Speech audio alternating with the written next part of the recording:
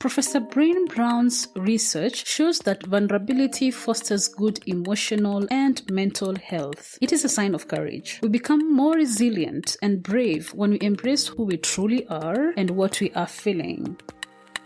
The Vulnerable Scientist podcast is a space for scientists to tell their honest and authentic stories. I am your host, Sarah Nyakeri, who happens to be a scientist, informal science communicator, and I help scientists create personal websites. If you want to support this show, go to www.patreon.com/thevulnerable-scientist. You can also follow this podcast on all social media platforms at TV Scientist Pod. There's another fellowship coming up, so I'll have to work remote again for a few months. Okay. Yeah. Which fellowship? This fellowship is also a policy fellowship by the Breakthrough Institute. They call it Breakthrough Generation Fellowship. It's for what? So the idea is that the Breakthrough Institute is a policy research institute. They research on a variety of issues in science. They call it ecomodernism, so they research on energy, environment, food and farming. So my case being with a bit of experience in agricultural biotechnology, I'm in the food and farming section. So I'll be exposed to doing policy research in the food and farming sector. Yeah. Oh, okay. That's amazing. But at least it's remote though. No, it's physical. It's physical. I have to be traveling to California for the fellowship. Wow. Yeah. I love that in science people travel. Do you love that? I do love that. I love it. But this is policy and communications, really. I won't be seeing any laboratory anywhere. Yeah. But it's still science. That's why. Still science. Yeah. Okay, great. So let's go to, why am I shouting? Let's go to the lows that you've experienced in your research. In your career path, sorry.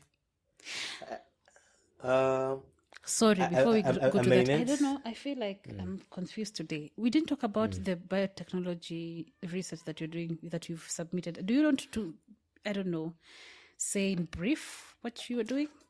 So what I'm looking at is that rice is a major staple crop, especially on the Asian continent. Okay. So one of the key aspects in boosting productivity is ensuring these rice varieties are stress tolerant, especially for biotic stresses. So the kind of research I was doing, I was reviewing. What is abiotic stresses? Abiotic, I'd almost call them non-living stresses. So these are things like salt, high levels of salt, drought, or high levels of water, waterlogged areas. Or there could be minerals, all these metallic minerals in the soils affecting rice. Could be very high or very low temperatures. So basically anything that affects productivity that is not a living thing, that's not a pest caused or living caused stress, it qualifies to be abiotic. Okay, all right. Yeah. So you're saying something. So I'm doing a review of research on specifically looking at the proteome of the peroxisome and how it helps and how it contributes to abiotic stress tolerance in rice. Yeah, so the whole idea is to identify the gaps in this research and make recommendations for further research in this. Also, it's a review. It's not. It's a review. Yeah. It's not a lab. I'm a communications person, so I should do that, man. I should have done that. By the way, I should have done that. Oh man. And I think that's the advantage of deciding on where you want to see your career going earlier on. Because I was like, yes, I want to do biotech, but I'm policy and communications. Yeah, so you do something related to where you're going to. Exactly. Wow, you're so fantastic, man. Thank you. Has someone ever said so many things good about you in a short time? No one. You're the first.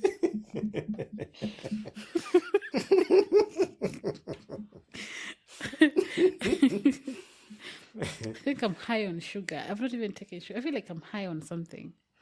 Anyway. Are you eating cake or ice cream? I didn't eat anything today, actually. That's the funny thing. So Wow. I don't know why I'm so high. All right. So now the research is a review, and you're trying to figure out how to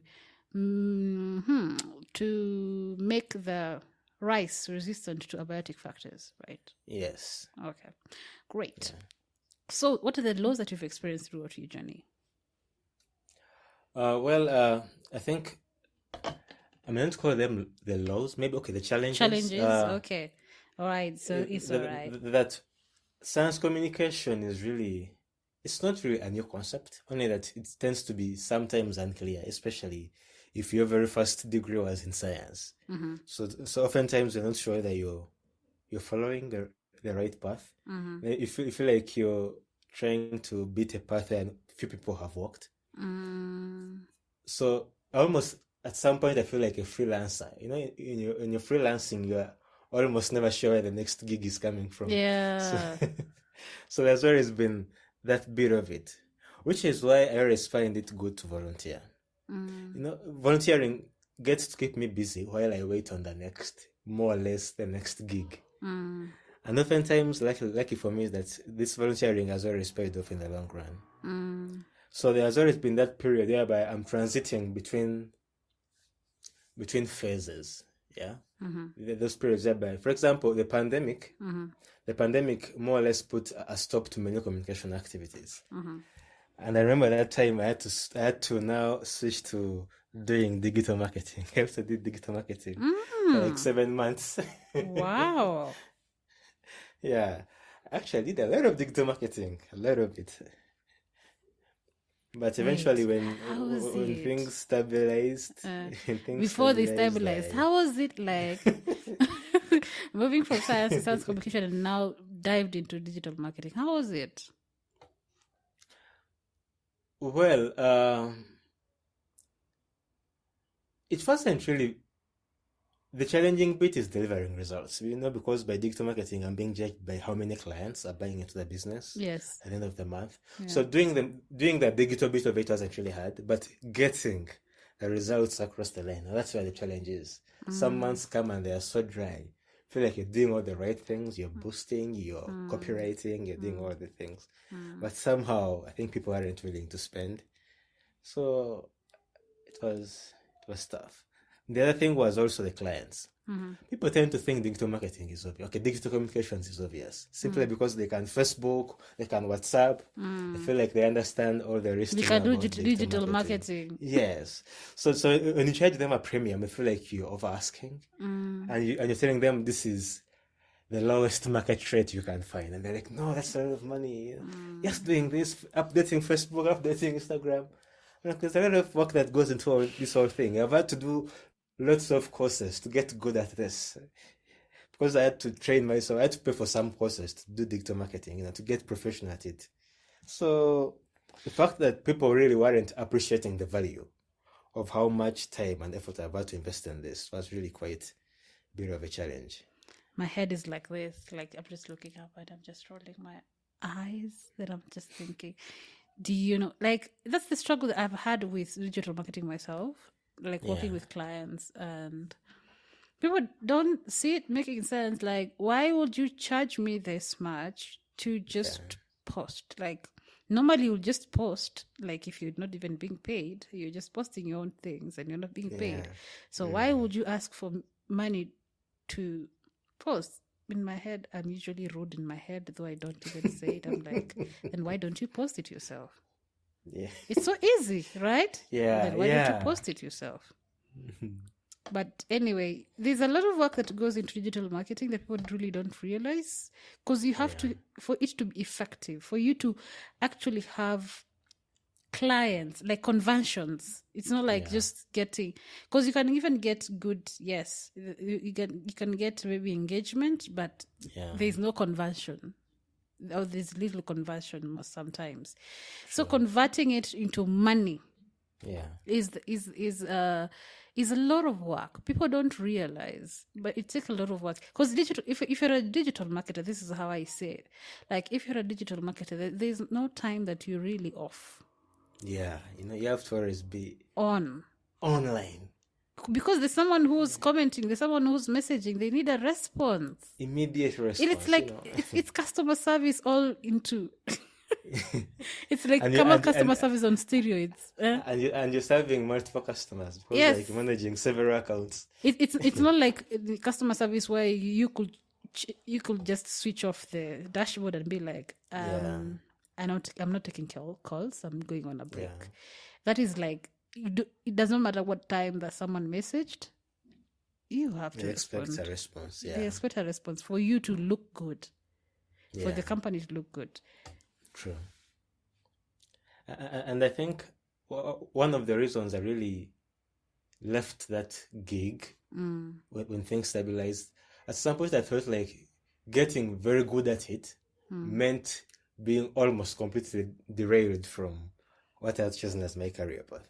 Yeah. So at the very opportunity I got to refocus my energy where I should focus the energy, I was like, okay, I think it was good while it lasted, but yeah. That is the same thing, the same reason why I don't do digital marketing right now. It takes a lot of your energy and a lot of your time. Yeah. And you don't see the value that comes with that time taken away from you. Yeah. Especially when people really don't appreciate what you're doing. That's the most annoying part of it. But it really takes so much of your time and you can't really do anything else. Yeah. Although it's flexible, like you can work from anywhere, whatever. True. But really, it's not flexible in terms of your time. Yes. You can't. We are not discouraging people offline for the whole day. Yeah, you can't. The way I love being offline, like I'm those people who is very active on social media at the same time. I'm really not active on social media. I'm just there are days that I post, there are days that I schedule posts sometimes. Yeah. There are days that I'm like, I do not. My WhatsApp is off. I've installed my WhatsApp. I've installed anything that sounds social media.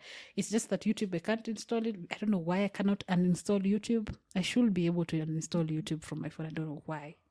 Anyway, that's I think it's an inbuilt app. Yeah, it's an inbuilt app. But I'm like, I should have an option of not because this social media. I should have an option of not having this social media on my phone. Yeah. I'm already ranting. Yeah, so I'm those people who switches off social media, then chooses to come back for my own mental space. Yeah. But digital marketing does not allow that. But we're not discouraging people from doing digital marketing. It's actually a good thing because it doesn't require a degree really.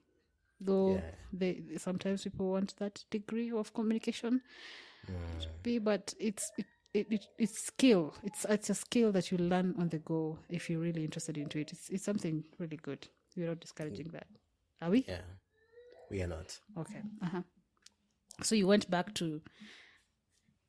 Yeah. So after COVID, I went back to science communication, and thankfully, I haven't had to go back to digital marketing. Thankfully.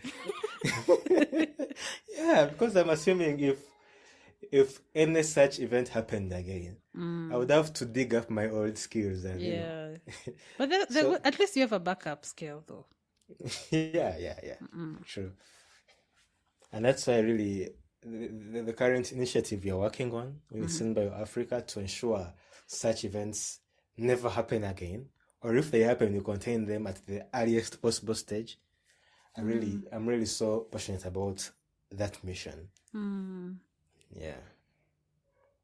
But it's the pandemic. That is what you're talking about. Yeah. So the thing is, these pandemics have been categorized as global catastrophic biological risks. These events that have capacity to grow over a large scale and cause very massive damage. So there are efforts globally to ensure that each stakeholder is better prepared to prevent that from happening, or if unfortunately it happened, to manage it better than we have the previous time. Okay. So we are engaging the policymakers, the lab people, the communicators, those who work in biotech industries, the students, the civil society, basically everyone who played a role and who has a role to play in ensuring this happens. Yeah. Okay, great. So what are the laws? This is the law that you're talking about when you... I had to do digital marketing. Yeah. Uh-huh. Another one. Or you want to go deep into that again? I don't know if I cut you off there. No. Hey, I think you that, reviewed me so fast. Okay, yeah. Uh-huh. That was it. Honestly, the thing I loved about digital marketing was really back in the day. I always had that thing for startups. Mm-hmm. So interacting with guys who are working on their own businesses, I loved seeing the passion. I loved seeing the thinking that goes into it. Working with them, addressing these challenges and all that. So I was in that space. I loved it. Yeah. But then I was like, you know what? I've decided I want to follow this kind of career path. So at the earliest possible opportunity, I'll get back to it. So I still talk to my old clients because I really love what they're working on. I always want to follow up to see where they have reached now. Yeah, but I'm also happy where I am now. That's amazing that you keep in touch because you really you believed in their vision.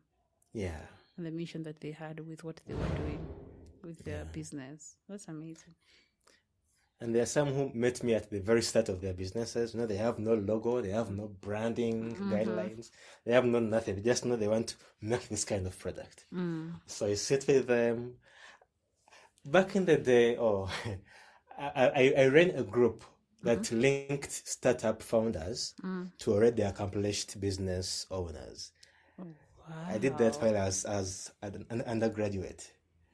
Though, all these things are interesting, but every time you have to sit down and reevaluate, and you're like, okay, this is good, but what do you want to do in the long run?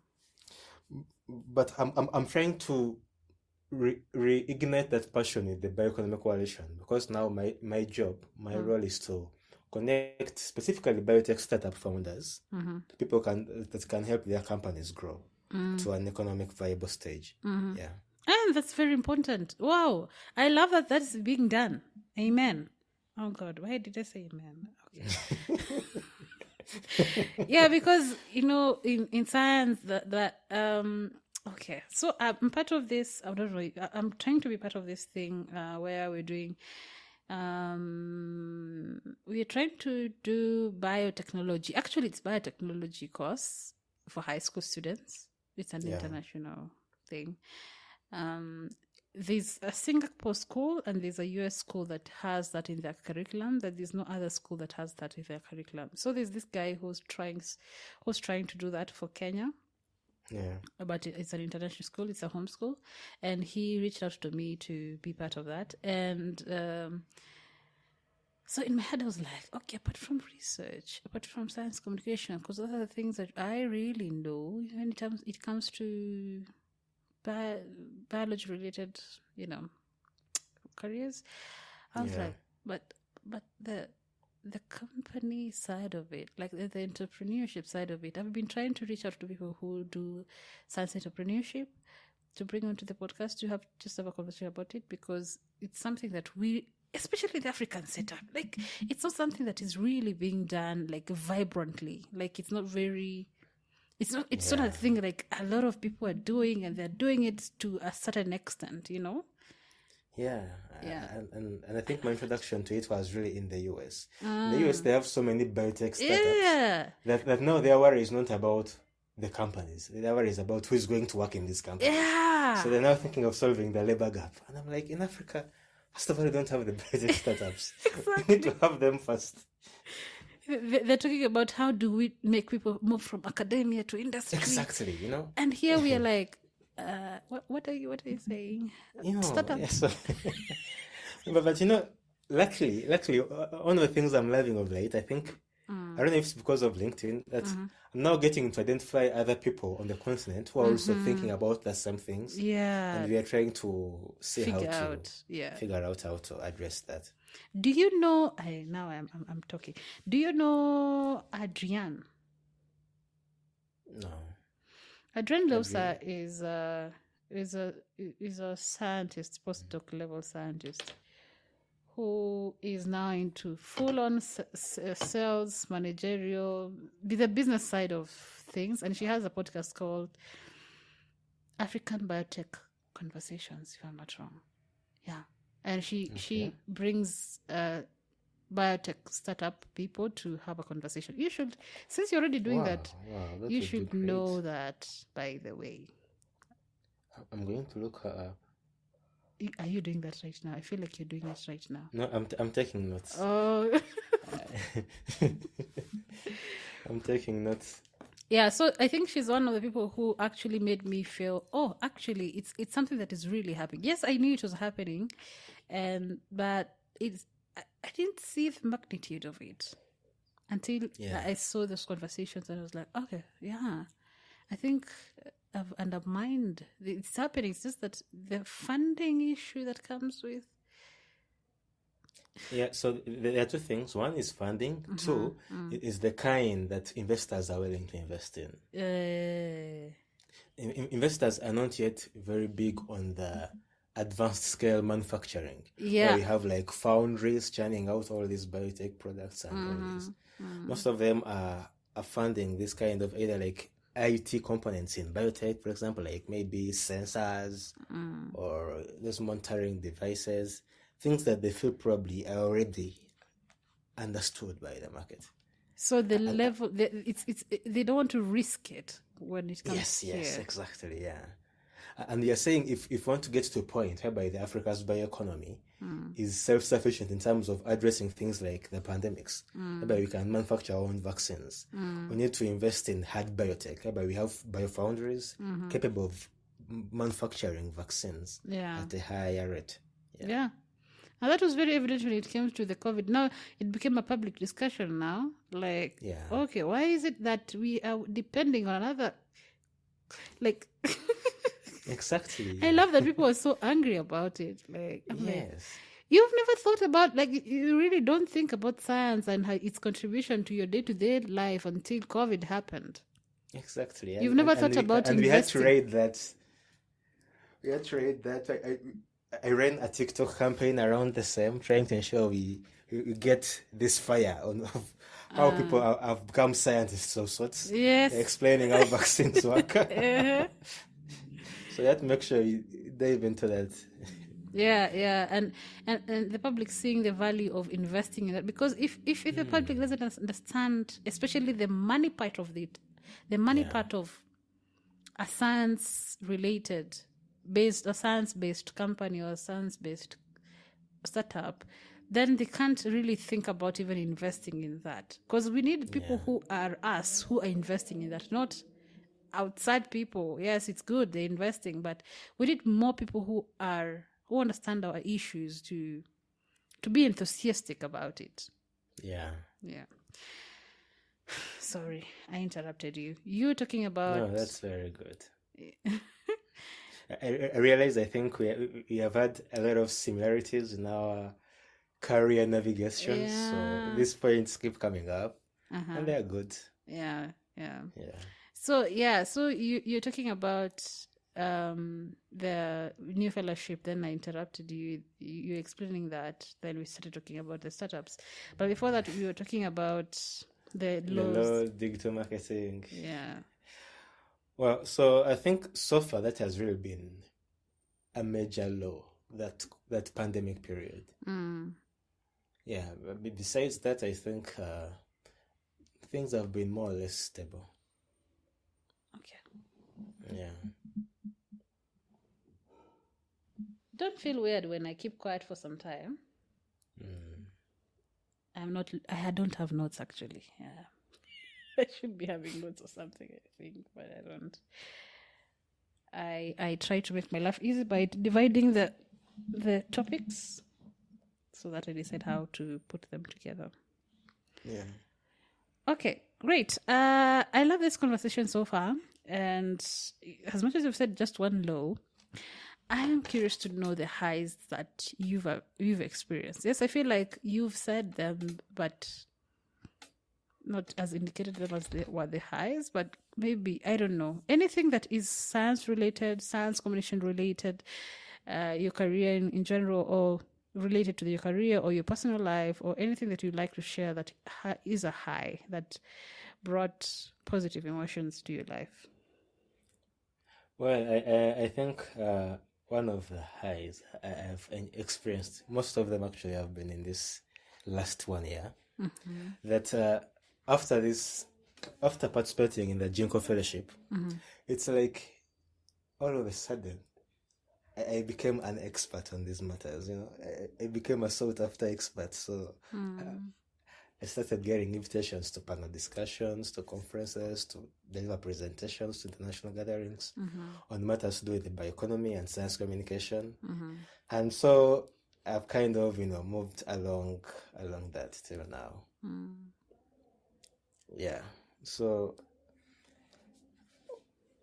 one of the very first thing that happened was to host the very first International Synthetic Biology Conference in Africa. It was a 3-day conference here, and I was a co-host along with a friend of mine, Ivy. Thereafter, I participated in a discussion on now shipping policies.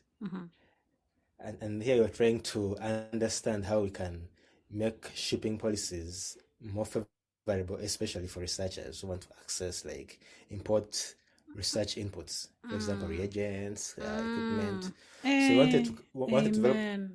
This sounds like a church, man. I love that. I love that. That's a very big problem. Yeah. So iGEM, have you heard of iGEM? I've seen it somewhere, but I've never really thought about it. Tell us.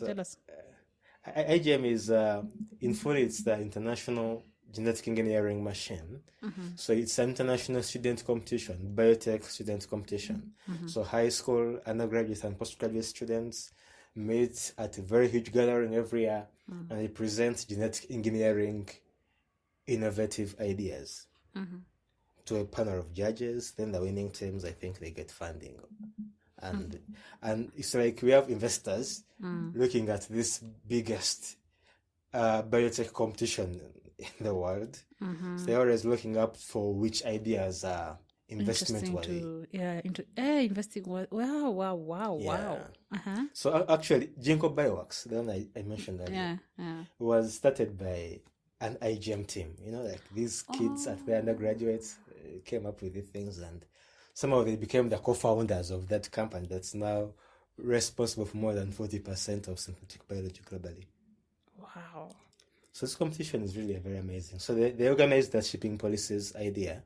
The idea they wanted to develop a map, a resource, whereby a scientist anywhere on the globe, in case they want to know what kind of policies they'll interact with as they're going about their research, they just go to this website, look at the customs involved, who do I apply to, where do I get the license, and also identifying the barriers, what can we do about them, who can we talk to. So, and that was because of the fellowship. So as I told you, one of the highs was really becoming an expert on policy in this space. Yeah. I feel like clapping. Who are these people who did that? iGEM. No. Who presented that to iGEM? Well, iGEM has already a committee on biosafety, and so they reached out to me to join that panel on shipping policies. Okay. I joined the team as, I would say, the African expert on this matter. So, I don't know why you're smiling. You should be proud of that, though. I'm very proud, but You feel weird. Exactly, I know. I feel like it's too early to be expert. I feel like I should wait for a PhD, but no, it's not. It's not. I'm thankful. I'm really thankful that I get to be able to share my thoughts on these platforms. So it was a team that, I'm trying to understand this. It was a team that presented their work on shipping. So the organizing, that they're trying to mobilize that resource. So they had a bit of panel discussion with experts on policy. Okay. Yeah. So the iGEM team. Yeah. So the iGEM, it's a competition of students. Yeah. So I'm trying to understand. They have a constant, should I say, a management team formed up of all these committees. They have committees handling human practices, biosafety, handling innovation, handling, but they are like part of the organizers. I would say the organizing team of the competition. All right. So IGM has grown beyond the competition to now supporting the whole synthetic biology community altogether. Reason being, these IGMers eventually cease being students and they become company owners. So they wanted a kind of way to keep supporting this growing community of synthetic biologists. So they keep coming up with programs to support these people in science communication, in investment, in policy, that kind of thing. So at the moment, I'm working with their steering group on science communication. So we are having projects aimed at supporting these scientists on how they can communicate their science better. Okay. So at the time, I was a policy consultant, policy expert on shipping policies. So my role was really to look at the case of Uganda and the case of Africa and how we are handling shipping for biotech products for the benefit of the rest of the world working in science.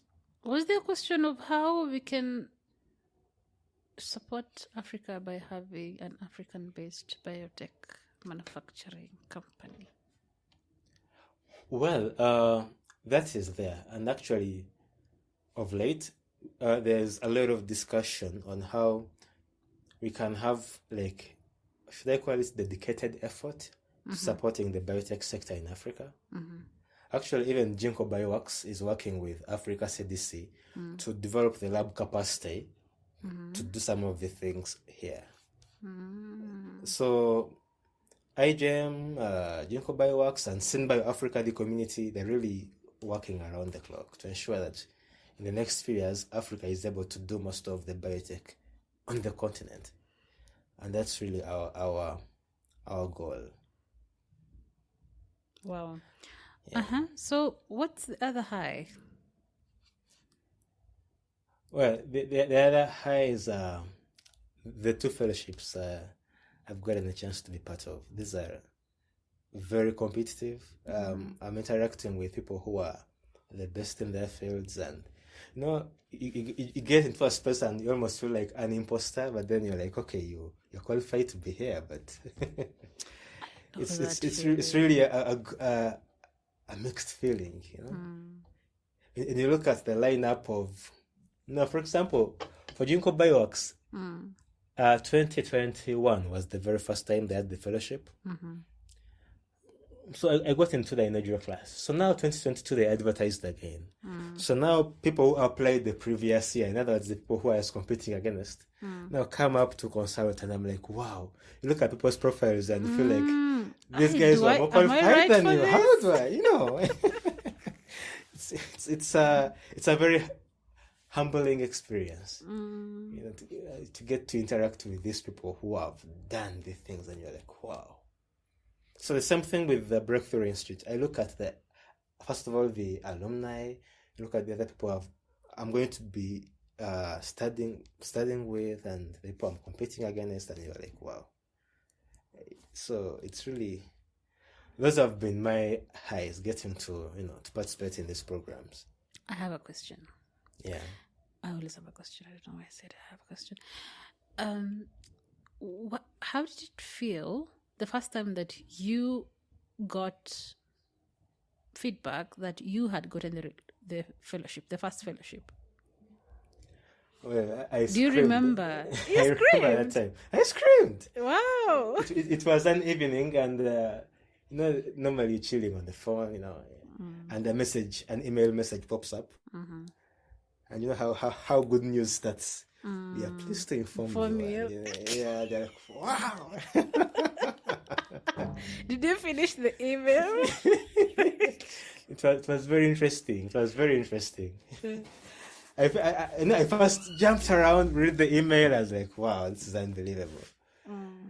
And what made it even a more enriching experience, I got to interact with people who are really have done a lot of work in this space.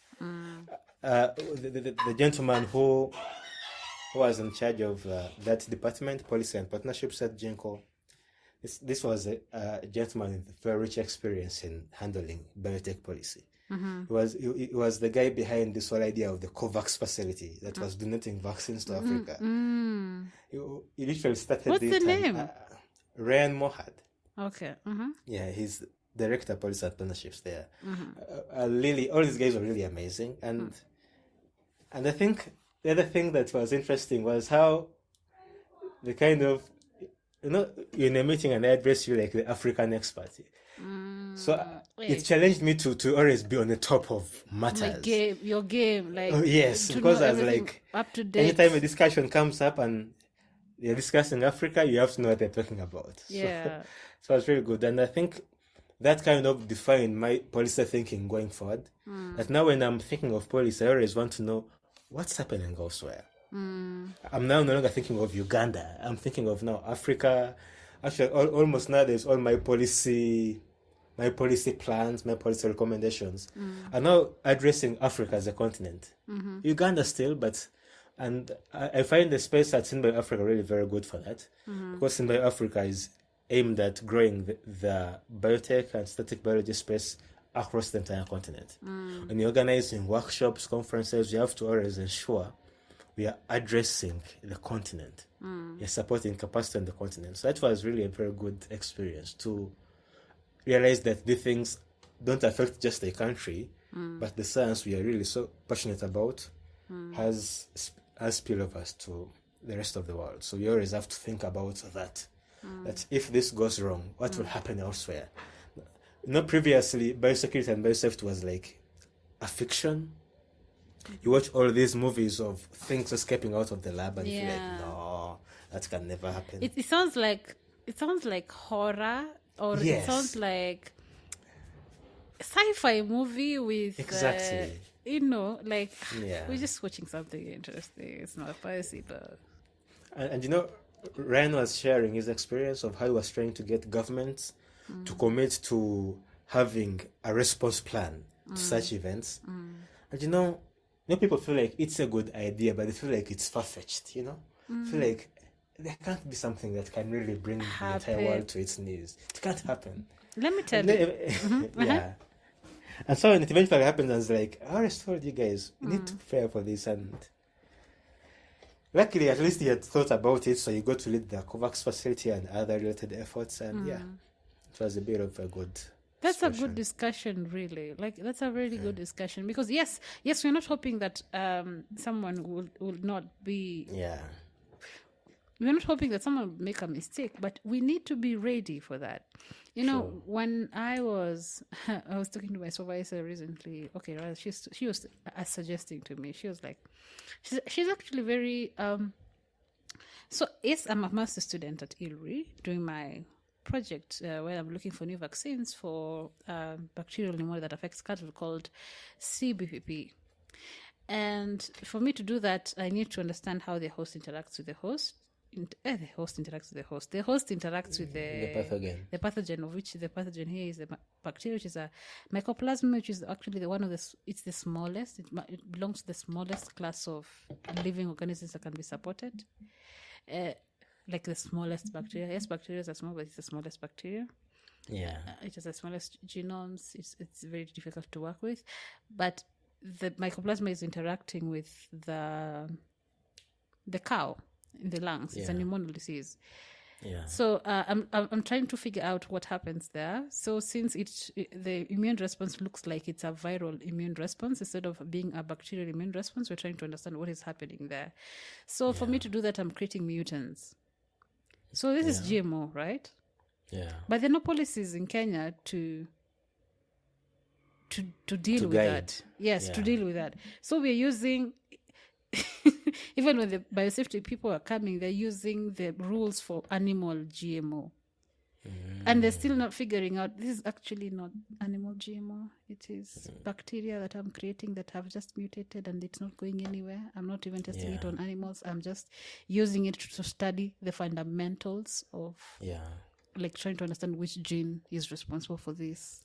Yeah. How can we use this information to get a better vaccine? It's very fundamental research. So when you're having these discussions, she was like, okay, and plus I recently won the pitch to present your work in 3 minutes at Ilri, the Captive Challenge, just recently. And she knows that I really love science communication. She knows that I do podcasts. So she was like, you're lucky. No, she didn't say that the way I'm saying it, but that was the way that was You the picked way, it. that's why I picked it. That you're lucky that you can go into science. You're good in science. You understand your science. You're passionate about it. She knows I'm very passionate about it, but it frustrates me at times. And you can go into science. You can go into science communication. You can go into biosecurity. All these things. And if I was to do a mistake, and if I was to create a mutant that actually is not becomes infective, of which we are not hoping for, that it's not possible, really possible somehow. But if that's possible, it's good. Like, you have to be careful with how you handle the things that you're creating, because you don't want to let that out of the lab. Even if it won't infect you, it might infect the cows, other somewhere, whatever else. So, and I was having this discussion with someone who is from the he's a biosafety officer in Kenya, and we were actually having a podcast on this, and we were discussing that, and he was thinking we should have a platform where we talk about this biosafety issues, and just educate, and let's have conversations around it. Because these are things I don't see really happening. People don't want to see that, that's possible. They don't want to have that conversation, but it's a very good conversation to have. True. And I think because of this experience, I think now the policymakers are more willing to have that conversation. That's the only, I would say, the silver lining to this cloud of the pandemic. Having now that listening ear as we discuss biosafety and biosecurity. Yes. I've actually just seen an email. I'm told now there's, which university is it? I think it's in Kenya, which now has an undergraduate course on biosafety and biosecurity. Which one? Is this university in Kenya? Yeah, it is in Kenya. Masinde Muliro University of Science and Technology. Most. Yes, Kakamega, Kenya. Yes. Yeah. Wow, that's amazing. And I was so happy as like, wow, now people are thinking progressively. It's an undergraduate. Undergraduate. That was long overdue. Yeah. I'm just happy that this is finally here. I've never even heard of such a course in Kenya. That's no, it's new. It's new. Yeah. I think they've just launched. Yeah, and you're the first one to know. And we're the first one to know here. Yeah. Yes. They have launched, and they're working with the Foundation for the Biosafety Association, International Federation of Biosafety something. And I think it will be a very good thing that we have this capacity being built locally. Yeah.